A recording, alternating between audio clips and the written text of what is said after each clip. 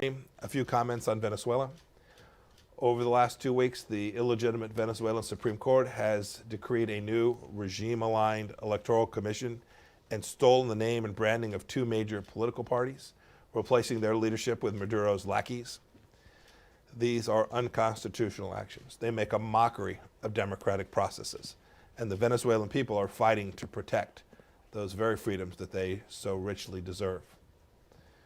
The best pathway out of the Venezuelan crisis is through a broadly acceptable transitional government to administrate free and fair presidential and parliamentary elections.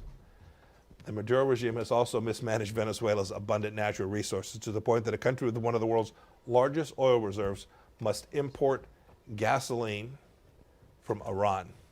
Today, the United States is sanctioning 5 Iranian ship captains who delivered around 1.5 million barrels of Iranian gasoline to Venezuela in support of the illegitimate Maduro regime.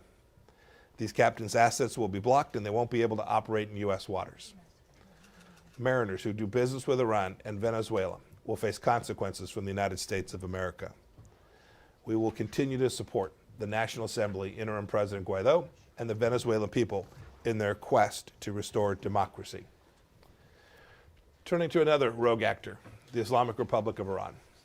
Last Friday, the IAEA Board of Governors adopted a resolution calling on Iran to provide the IAEA inspectors the information and access it's obligated to provide. I want to thank Director Grossi and his team for their faithful work. Iran's denial of access to IAEA inspectors and refusal to cooperate with the IAEA's investigation of potentially undeclared nuclear material and activity raises serious questions about Tehran's efforts and what it is precisely that they are trying to hide.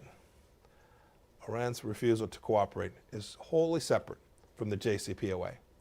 This is simply about whether Iran is honoring its own legally binding safeguards obligations.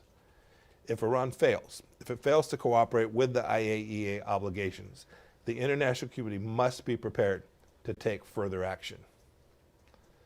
Today, Special Representative Hook is briefing members of the United Nations Security Council on our diplomacy to prevent the arms embargo from expiring on Iran in October of this year.